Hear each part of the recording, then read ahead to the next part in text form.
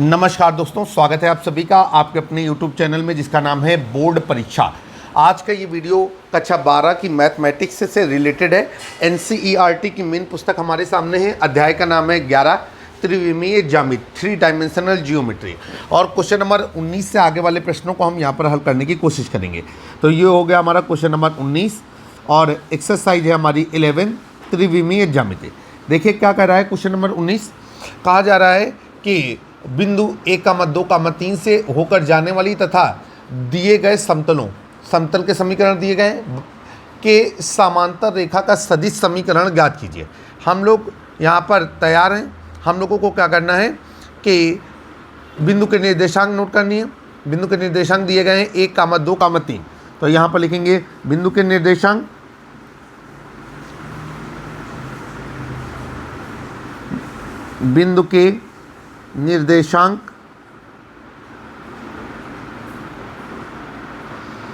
और इस बिंदु के निर्देशांक होगा हमारे 1,2,3।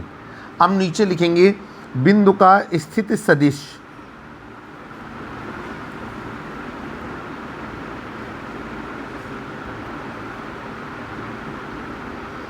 और बिंदु का स्थित सदिश हो जाएगा आपका i cap plus 2j cap plus 3k cap. इतना हो गया। अब हम लोग क्या करेंगे कि हम मान लेंगे, कह रहा है कि समतलों के समीकरण, तो उनको नोट डाउन करेंगे। लिखेंगे पहले समतल का समीकरण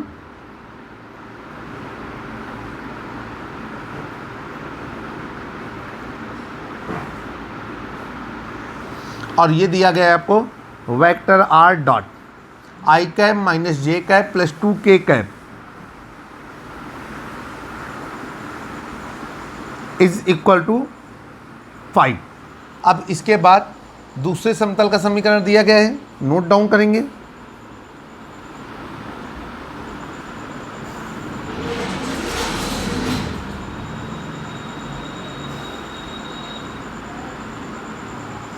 और ये हो जाएगा आपका वेक्टर r डॉट ये 3i cap plus j cap plus k cap is equal to 6। इतना हो गया। अब हम लोग क्या करेंगे कि हम लोग लिखेंगे, कह रहा है कि इस बिंदु से होकर के जाने वाली और दिए गए दो समतलों के समांतर रेखा का सदिश समीकरण क्या है। तो आप लिख लेंगे माना अभीष्ट समांतर रेखा का सदिश समीकरण, ठीक है, वेक्टर बी है और वेक्टर बी को i cap j cap k cap के पदों में रिप्रेजेंट कर लेंगे। ठीक है, तो यहाँ पर लिखेंगे माना अभीष्ट रेखा का समीकरण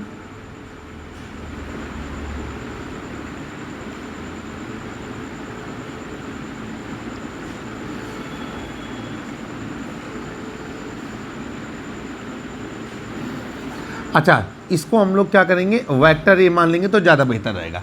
माना अभीष्ट रेखा का समीकरण, ठीक है, वेक्टर बी और ये समीकरण हम सदिश रूप में लिख रहे हैं। ये हो जाएगा b1 i cap plus b2 j cap plus b3 k cap के समांतर है।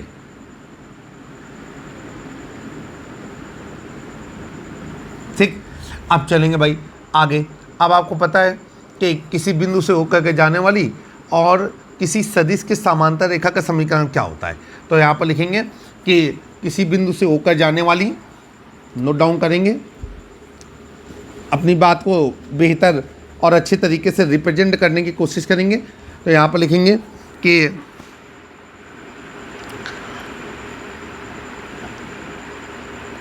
यहाँ पर मैं गुंजवानी बोल रहा हूँ, आपको लिखना होगा। आप लिखेंगे कि किसी बिंदु से होकर जाने वाली जिसका स्थित सदिश वेक्टर ए हो तथा सदिश वेक्टर बी के समांतर रेखा का समीकरण, और वो हो जाएगा आपका वेक्टर आर बराबर vector A plus lambda vector B. फिर से सुनेंगे, ये जो बड़ा सा जेड बना रखा है यहाँ पर आपको बात लिखना है। आप लिखेंगे बिंदु जिसकी स्थित सदिश वेक्टर ए हो तथा वह वेक्टर बी के समांतर रेखा का समीकरण क्या होगा। तो ये हो जाएगा वेक्टर आर बराबर vector A plus lambda vector B. तो यहाँ पर लिखेंगे नीचे, इसलिए बिंदु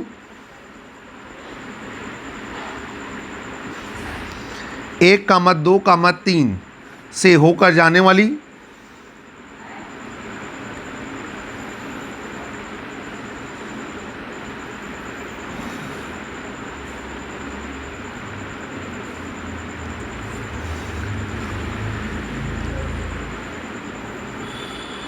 रेखा का समीकरण जो वेक्टर बी के समांतर हो, ये हमने यहाँ पर लिख दिया। और ये हो जाएगा आपका इस बिंदु के जो स्थित सदिश है उसको हमने वेक्टर ए से निरूपित किया है, तो ये हो जाएगा आपका वेक्टर आर बराबर, ये हो जाएगा ए का मान तो i cap plus 2j cap plus 3k cap plus lambda, और ये हो जाएगा b1 i cap plus b2 j cap plus b3 k cap, इतना हो जाएगा। ठीक है, अब हम चाहें तो इसे अपनी ज़रूरत के हिसाब से समीकरण नंबर 1 रख देंगे। ठीक है, क्योंकि यहाँ पर सवाल को आगे बढ़ाना है। अब हमें क्या करना है, यहाँ पर हमको जो समतलों के समीकरण दिए गए थे इनको हम समीकरण नंबर 1 और समीकरण नंबर 2 कहेंगे। तो ये जो हमने यहाँ पर नीचे समीकरण नंबर 1 बना लिया है, ये हमारा ऑटोमेटिक समीकरण नंबर क्या हो जाएगा 3। तो यहाँ पर लिखेंगे समीकरण नंबर 1, यह समतल 1 व समतल 2, ठीक है, रेखा समतल ए और समतल 2 के समांतर है और समतल 3 के अभिलंब के लंबवत है। ठीक है, ये आपको दिया गया है पूरी बातें। तो यहाँ पर क्या कंडीशन बनेगी तो नोट डाउन करेंगे। तो यहाँ पर लिखेंगे कि चूंकि अभीष्ट रेखा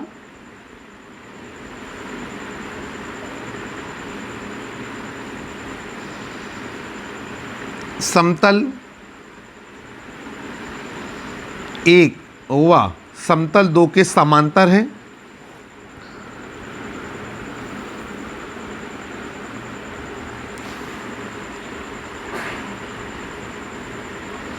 अभीष्ट रेखा समतल 1 व समतल 2 के समांतर है, अतः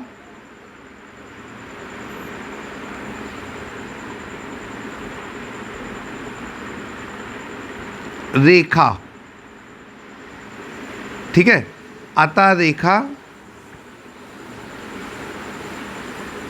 3, ठीक है, समतल के अभिलंब के लंबवत होगी।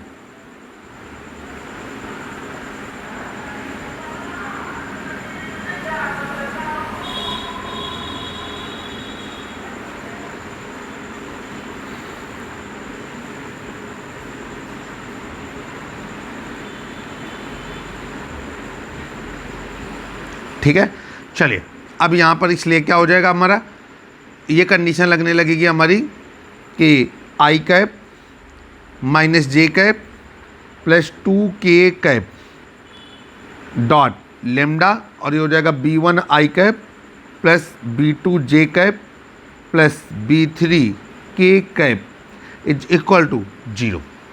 अब हम लोग इनका गुणा कर दें तो ये क्या हो जाएगा आपका, ये हो जाएगा आपका lambda b1 minus b2 plus 2b3, ठीक है, बराबर 0। और यहाँ से निकल कर क्या आएगा आपका कि b1 minus b2 plus 2b3 is equal to 0। ठीक है, अब फिर आगे चलेंगे। यहाँ पर हो जाएगा कि इसी प्रकार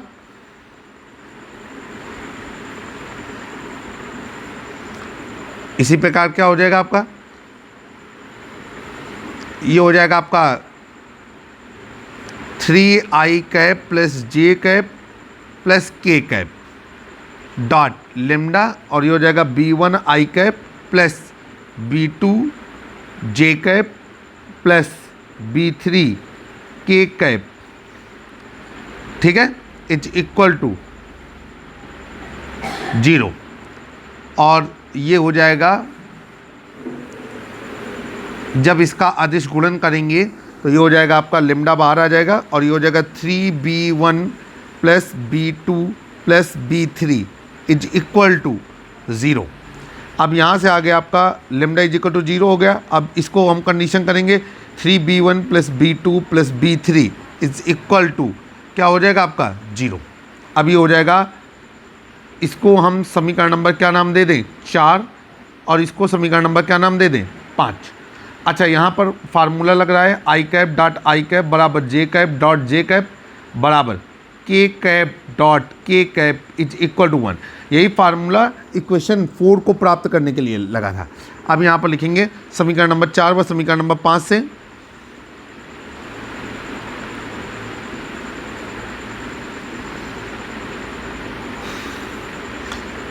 ठीक है, अब यहाँ पर कौन सी विधि अप्लाई कर रहे हैं? बज्र गुणनखंड विधि। ठीक है, अप्लीकेबल करेंगे तो ये हो जाएगा आपका, पहले समीकरण 4 और 5 लिख देंगे तो b1 minus b2 plus 2b3 is equal to 0, और ये हो जाएगा आपका 3b1 plus b2 plus b3 is equal to 0। आइए यहाँ पर बज्र गुणनखंड विधि हो जाएगा तो यहाँ पर लिख देंगे बज्र गुणनखंड विधि, और दो चर राशि के रैखिक समीकरण में आपने बज्र गुणनखंड विधि के बारे में सही से पढ़ा है तो ये हो जाएगा b1 अपॉन क्रॉस मल्टीपल करेंगे -1 into 1 minus 1 into 2 is equal to b2 upon, अब b2 वाली लाइनें पूरी कर जाएंगे और ये हो जाएगा आपका 2 into 3 minus 1 into 1 is equal to b3, और ये हो जाएगा आपका 1 इंटू 1 माइनस 3 इंटू माइनस 1। ठीक है, अब नीचे हो जाएगा, ये हो जाएगा आपका b1 और ये हो जाएगा आपका -1 माइनस 2। ठीक है, अब इसके बाद b2 तो ये हो जाएगा आपका 6 माइनस 1। ठीक, और ये हो जाएगा आपका b3 तो ये हो जाएगा 1 प्लस 3, और ये हो गया b1 upon -3 is equal to b2 upon 5 is equal to b3 upon 4। ठीक है, अब नीचे क्या लिखेंगे? नीचे लिखेंगे इसलिए वेक्टर b के दिक् अनुपात क्या बनेंगे, जिसकी हमने पहले डिमांड की थी, माना था, और ये दिक् अनुपात हो जाएंगे हमारे -3, 5, 4। अब नीचे हो जाएगा चूँकि वेक्टर b, ठीक, वेक्टर b बराबर हो जाएगा आपका b1 i cap plus b2 j cap plus b3 k cap, तो ये दिक् अनुपात यहाँ पर समायोजित हो जाएंगे और ये हो जाएगा -3 i cap plus 5 j cap plus 4 k cap. ठीक, अब नीचे क्या हो जाएगा? b का मान रखने पर, b का मान, और ये b का मान हम कहाँ पर रखेंगे?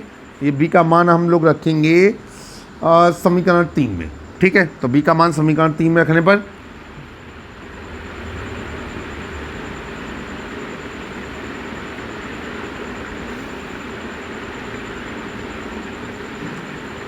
जब b का मान समीकरण नंबर 3 में रखते हैं तो समीकरण नंबर 3 क्या है?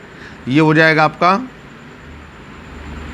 वेक्टर r बराबर i cap plus 2j cap plus 3k cap plus lambda, और ये हो जाएगा आपका b1 i cap plus b2 j cap plus b3 k cap, और वैल्यू रखेंगे तो ये हो जाएगा वेक्टर r बराबर i cap plus 2j cap plus 3k cap, और ये हो जाएगा प्लस लेमडा, और ये हो जाएगा -3 i cap plus 5j cap plus 4k cap.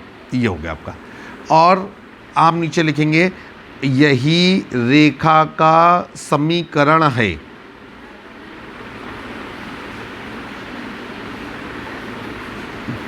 ये आपका आंसर हो गया। आपने कह दिया कि यही अभीष्ट रेखा का समीकरण है। आई होप कि सवाल आपको समझ में आया होगा और आपने बेहतर तरीके से उसे हल कर लिया होगा। अब हम लोग चलते हैं क्वेश्चन नंबर 20 की ओर। क्वेश्चन नंबर 20 आपकी स्क्रीन पर देखिए क्या करना है। यहाँ पर कहना है कि बिंदु 2, से होकर के जाने वाली और रेखाओं, दो रेखाएं दिए गए हैं जिसके कार्तीय समीकरण दिए गए हैं, पर लंब रेखा का समीकरण ज्ञात कीजिए। तो यहाँ पर जो चीज़ें दी गई हैं उनको हम नोट डाउन करेंगे और लिखेंगे कि बिंदु के निर्देशांक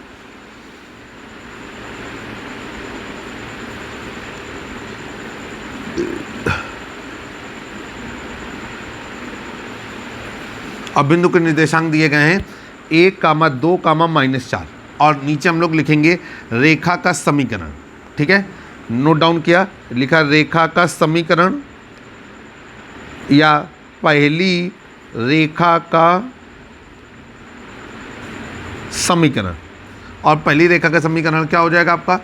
ये हो जाएगा x - 8/3 is equal to y + 19/-16 is equal to z - 10/7। और इसके बाद दूसरी रेखा का समीकरण,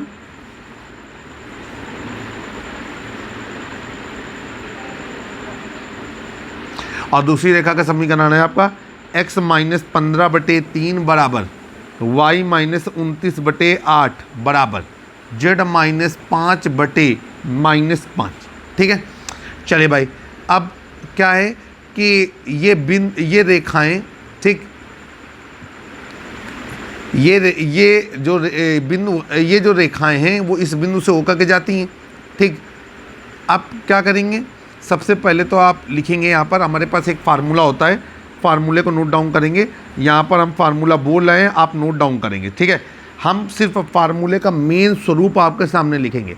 आप लिखेंगे बिंदु x1, y1, z1 से होकर के जाने वाली रेखा का समीकरण जिसके दिक् अनुपात, ठीक है, ना फिर सही करेंगे। आप लिखेंगे कि बिंदु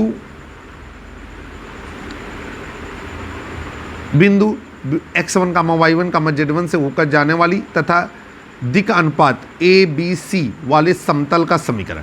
देखिए भाई, जो ये रेखा का समीकरण है वो वास्तव में रेखा का समीकरण ना होकर के समतल का समीकरण है। ठीक है, चलिए भाई, अब हमको क्या करना है, ये होता है आपका कि x minus x1 upon a, note down करेंगे, x minus x1 upon a बराबर y minus y1 upon b बराबर z minus z1 upon c। हो गया। अब नीचे लिखेंगे, इसलिए बिंदु 1, 2, 3, 1, 2, 3 है, 1, 2, -4 से बिंदु 1, 2, -4 से होकर जाने वाली रेखा का समीकरण, से होकर जाने वाली रेखा का समीकरण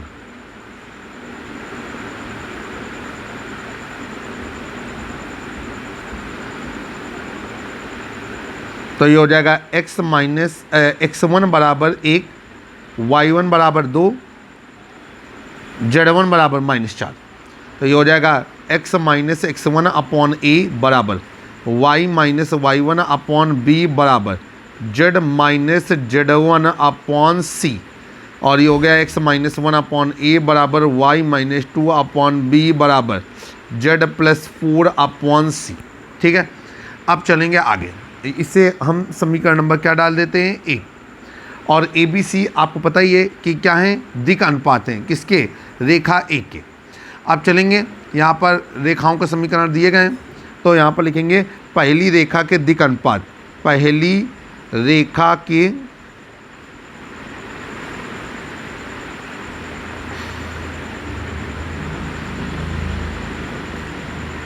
दिक् अनुपात। अब पहली रेखा क्या है आपकी, पहली रेखा ये आपको दिख रही है, ये यहाँ पर ये रेड मार्का मारा है, पहली रेखा है, इसके दिक् अनुपात हो जाएंगे 3, -16, 7। और दूसरी रेखा के दिक् अनुपात हो जाएंगे 3, 8, -5। तो ये हो जाएगा आपका पहली रेखा के दिक् अनुपात, नोट करेंगे। और ये हो गया आपका 3, -16, 7।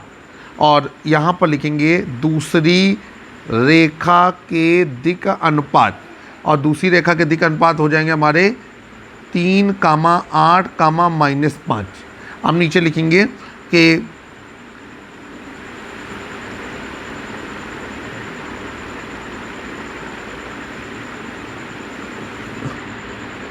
चूंकि ये दोनों रेखाएं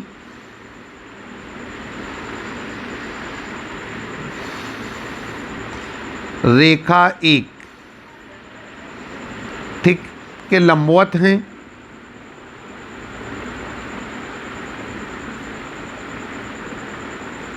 रेखा 1 क्या है, ये है रेखा 1, ये जो आपके सामने रेड मार्का की जा रही है। अब लंबवत हैं तो कंडीशन क्या हो जाएगी, कंडीशन बनेगी A1 A2 plus B1 B2 plus C1 C2 is equal to 0। इसलिए दो कंडीशन आएगी। अब देखिए, A1 तो A है और A2 है 3, B1 है B, B2 है -16, C1 है C और C2 है 7। और दूसरी कंडीशन में A1 है A, A2 है 3, B1 है B, B2 है 8, C1 है C और C2 है -5। तो ये हो जाएगा आपका कितना, ये हो जाएगा आपका 3A, ठीक है, -16B प्लस 7C बराबर 0। और फिर ये बनेगा आपका 3a plus 8b minus 5c बराबर 0। इतना हो गया। अब नीचे लिखेंगे वज्र गुणनखंड विधि से, वज्र गुणनखंड विधि से इसका हल प्राप्त करेंगे। तो हम जो इनके कॉफिशिएंट हैं उनको सेटअप करेंगे। तो ये हो जाएगा a upon b upon c upon, ठीक है। अब a अपॉन क्या हो जाएगा आपका, ये हो जाएगा आपका गुणा करने पे -16 गुणे -5 माइनस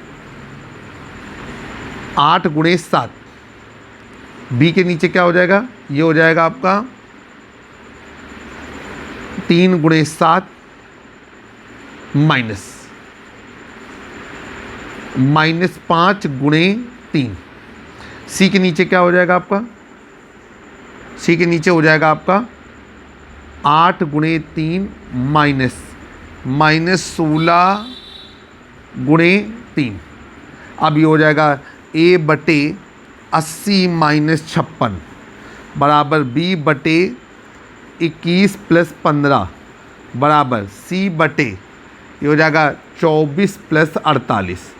और ये आगे चलेंगे, ये हो जाएगा a बटे 24 बराबर b बटे 36 बराबर c बटे 72। अब नीचे लिखेंगे हम लोग माना हमने माना कि इनका जो भाग है वो लेम्डा के बराबर है, तो हमने उसको लेम्डा के बराबर मान लिया, ये बराबर लेम्डा। अब इनको बारी बारी से लेम्डा के बराबर करेंगे तो ये हो जाएगा, इसलिए a बटे 24 बराबर लेम्डा, ठीक है। और अच्छा, इसका और एक सरल अनुपात भी आ सकता है, वो ये आ सकता है, इसको हम थोड़ा सा बैक कर लेंगे। इनका एक सरल अनुपात ये आ सकता है कि a बटा 2 बराबर b बटा 3 बराबर c बटा 6, ठीक है। अब आगे चलेंगे, ये a बटा b बटा a बटे 2 बराबर b बटे 3 बराबर c बटे 6। अब ये हो जाएगा आपका a बटा 2 बराबर लेम्डा, और ये हो जाएगा आपका a बराबर 2 लेम्डा, और इसी प्रकार b बटा 3 बराबर लेम्डा, और b बराबर हो जाएगा आपका 3 लेम्डा, और ये हो जाएगा c बटा 6 बराबर लेम्डा, और c बराबर हो जाएगा आपका 6 लेम्डा, ठीक है। फिर यहाँ पर आगे चलेंगे, यहाँ पर लिखेंगे कि इसलिए बिंदु 1,2,-4 से होकर जाने वाली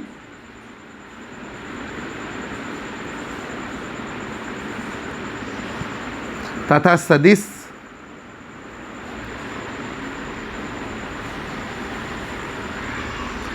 to I cap plus 3j cap plus 6k cap के समांतर रेखा का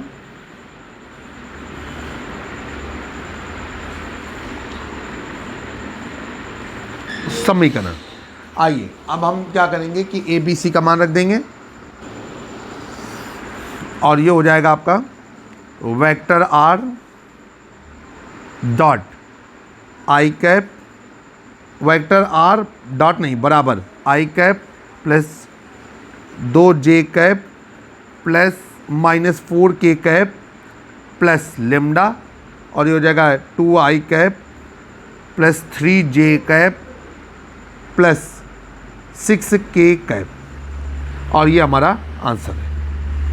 आई होप कि सवाल आपने अच्छी तरीके से समझ लिया है और आपने इसको एंजॉय किया होगा, ठीक है। अभी हम चलेंगे क्वेश्चन नंबर 21 की ओर। क्वेश्चन नंबर 21 आपकी स्क्रीन पर क्या कहा जा रहा है, सवाल को समझते हैं।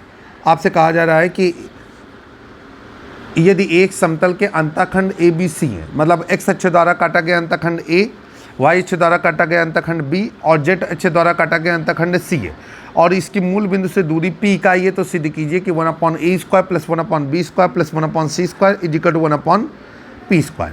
अब यहाँ पर लिखेंगे कि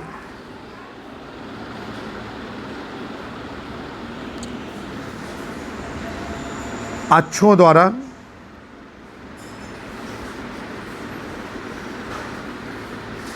समतल के काटे गए अंतःखंड, या ये लैंग्वेज लिखेंगे तो ज़्यादा बेहतर रहेगी, समतल द्वारा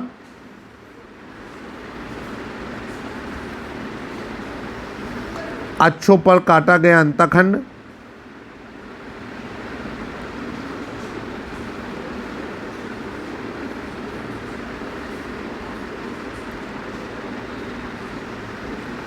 ठीक।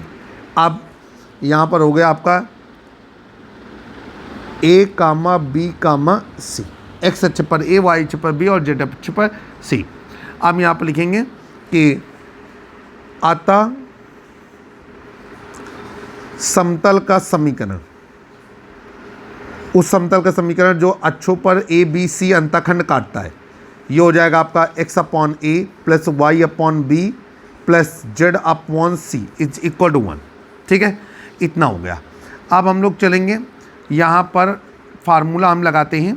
फार्मूला होता है आपका कि समतल x upon A plus Y upon B plus Z upon C is equal to 1 या -1 इज इक्वल टू 0, और समतल की मूल बिंदु से दूरी क्या हो जाएगी, ये हो जाएगी हमारी ax1 plus by1 plus cz1 plus d upon under root a square plus b square plus c square.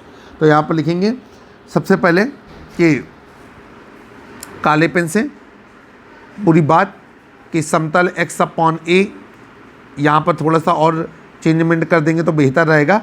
इसको हम लोग लिख दें x upon A plus Y upon B plus Z upon c -1 is equal to 0। अब यहाँ पर हम लोग लिखेंगे फार्मूला समतल x upon A plus Y upon B plus Z upon c -1 is equal to 0। ठीक, द्वारा, ठीक है, द्वारा नहीं, फिर से समझेंगे। लिखेंगे समतल x अपॉन ए plus Y upon B plus Z upon c -1 बराबर 0 की मूल बिंदु से दूरी। ठीक है, और ये हो जाएगी आपकी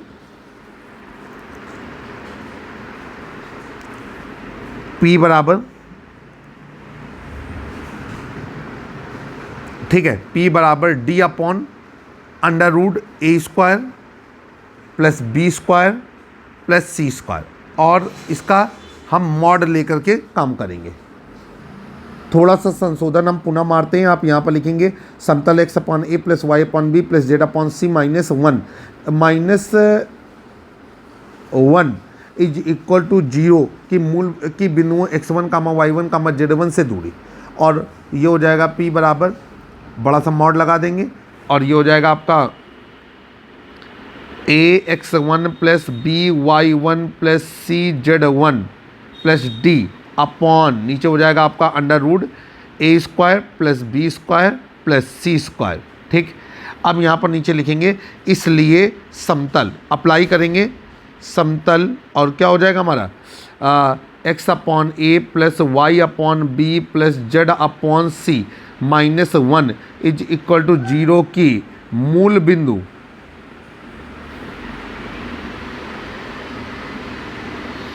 जीरो कामा ज़ीरो से दूरी। अब आ जाइए, यहाँ पर हो जाएगा आपका x1 बराबर 0, y1 बराबर 0 और z1 बराबर 0। अब ये हो जाएगा, पहले से ही मूल बिंदु से दूरी दी गई हमारी p, तो p बराबर हो जाएगा a। ठीक है, तो यहाँ पर जो अगर हम फार्मूले को इस सवाल के अनुरूप ले जाना चाहते हैं तो हमको a b c कैपिटल करना होगा और d को भी कैपिटल करना होगा, क्योंकि a b c small letter में हमारे सवाल में आए हुए हैं। ठीक है, और हमको ये बताना होगा कि जो ए का मान क्या है, तो ए का मान है 1 अपॉन ए।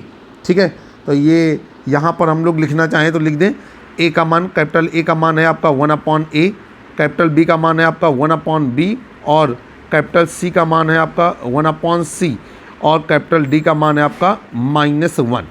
अब अप्लाई करेंगे तो ये हो जाएगा आपका 1 upon a into 0 plus 1 upon b into 0 plus 1 upon c into 0 plus -1 upon नीचे हो जाएगा आपका अंडर रूट, ये हो जाएगा 1 अपॉन ए का स्क्वायर प्लस 1 अपॉन बी का स्क्वायर प्लस 1 अपॉन सी का स्क्वायर। ये मार्ट बंद कर दिया, और नीचे हो गया आपका p बराबर, ये ऊपर हो गया आपका सब 0 हो जाएगा, और ये हो जाएगा -1 अपॉन, नीचे हो जाएगा आपका √1/a² plus 1/b² plus 1/c²। ये मॉड कंप्लीट हो गया। अब इसके बाद हम लोग आगे चलेंगे। यहाँ पर अगर हम इसको और सही तरीके से रिप्रेजेंट करना चाहें तो ये हो जाएगा आपका मॉड से बाहर आते धनात्मक हो जाएगा, और ये हो जाएगा 1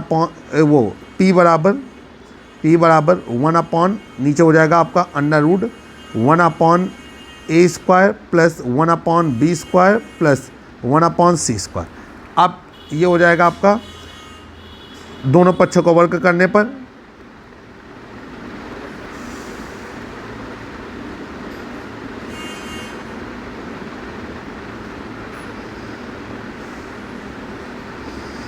तो ये हो गया आपका p² = 1 नीचे हो जाएगा 1/a² plus 1/b² plus 1/c²। Square करने से अंडर रूट समाप्त हो गया, और ये हो गया इसलिए 1/p² = 1/a² plus 1/b² plus 1/c², और ये हो गया हमारा प्रूव्ड।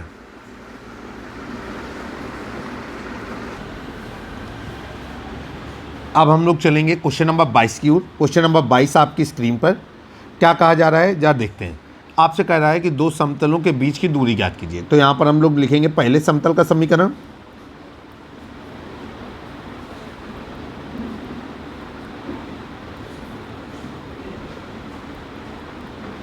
और पहले समतल का समीकरण हमको दिया गया है 2x धन 3y धन 4z बराबर 4, और दूसरे समतल का समीकरण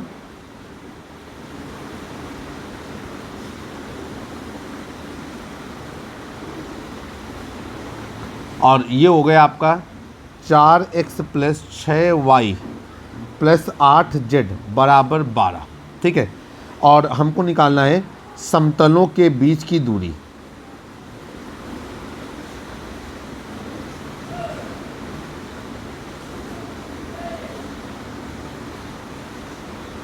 बराबर क्वेश्चन मार्क। अब देखिए भाई, यहाँ पर फार्मूला डालेंगे। फार्मूला आप लिखेंगे कि समतलों a1x plus b1y plus c1z, ठीक है, और प्लस d, फिर से समझेंगे। आप लिखेंगे समतलों a1x plus b1y plus c1z बराबर d1 व a2x plus b2y plus c2 बराबर d2 के बीच की दूरी, और ये होती है आपकी d बराबर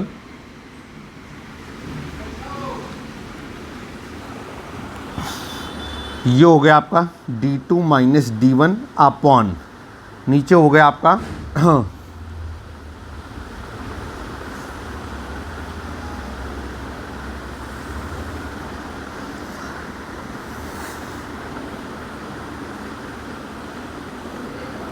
अच्छा, एक चीज़ आप यहाँ पर देखेंगे तो ये हो जाएगी आपकी जाकर के 2 कॉमन ले लें अगर, तो ये हो जाएगा आपका 2x धन 3y धन 4z बराबर 12, और 2 का जब उधर भाग हो जाएगा तो ये हो गया आपका 2x धन 3y धन 4z बराबर 6। ठीक है, अब देखिए पहले समतल का समीकरण और दूसरे समतल समीकरण का लेफ्ट हैंड साइड बराबर हो गए। ठीक है, तो ये हो गया आपका d2 माइनस d1 अपॉन, अब देखिए ये हम लोग ऐसे भी कर सकते हैं √a² plus b² plus c²। ठीक, सभी को समझ में आ गया। ये फार्मूला स्पेशल फार्मूला क्यों अप्लाई हुआ, क्योंकि लेफ्ट दोनों का बराबर है। अदरवाइज दोनों के लिए हम क्या करते हैं कि अलग अलग निकाल करके फिर उसको हम घटाते हैं यहाँ पर। ठीक, अब यहाँ पर लिखेंगे इसलिए समतलों 2x धन 3y धन 4z बराबर 4 व 2x धन 3y धन 4z बराबर 6 के बीच की दूरी।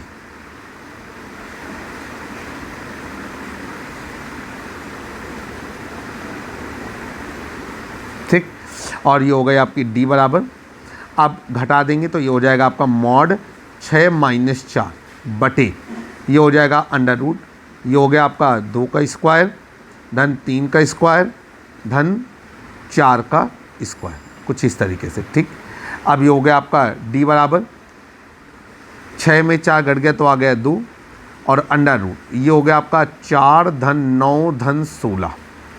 d बराबर हो गया आपका मॉड 2/16 और 9 25, 25 4 29, तो ये हो जाएगा अंडर रूट 29 और यहाँ से निकलेगा d बराबर 2/√29 और आप नीचे लिख देंगे आंसर इबारती भाषा में कि दोनों समतलों के बीच की दूरी 2/√29 है। एक चीज़ और यहाँ पर आप यहाँ पर ये अगर वैल्यू मेंशन कर दें कि d2 बराबर 6, d1 बराबर 4, a बराबर 2, b बराबर 3, c बराबर 4, तब आपका सवाल और भी ज़्यादा बेहतर हो जाएगा। अब हम लोग चलते हैं क्वेश्चन नंबर 23 की ओर। क्वेश्चन नंबर 23 आपकी स्क्रीन पर क्या कहा जा रहा है? कहा जा रहा है कि समतल, पहले समतल का समीकरण, दो समतल दिए गए हैं, करें इनकी क्या कंडीशन है, आपको ये बताना है। ठीक है, पहले समतल का समीकरण,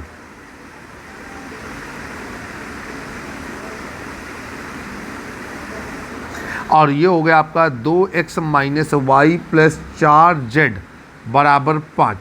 फिर दूसरे समतल का समीकरण,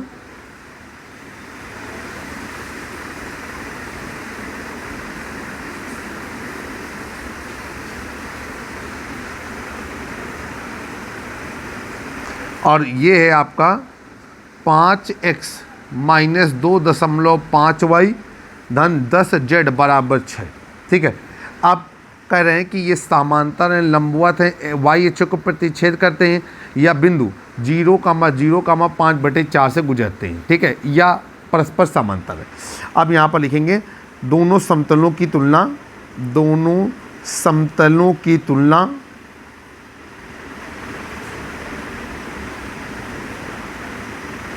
मानक रूपों से करने पर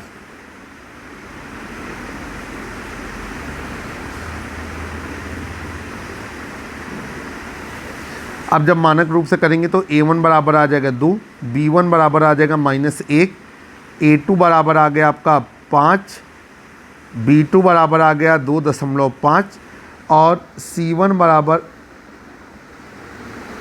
a1 b1 और c1 बराबर आ गया आपका 4, a2 5, b2 -2.5 और c2 ये हो जाएगा आपका 10।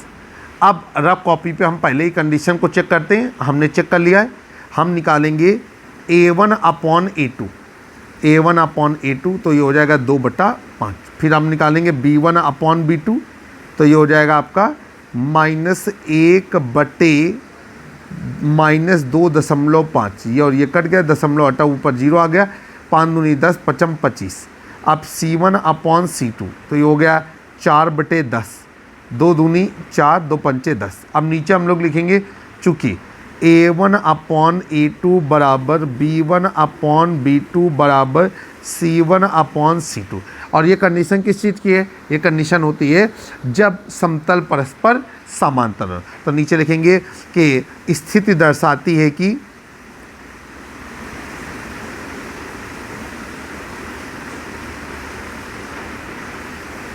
दोनों समतल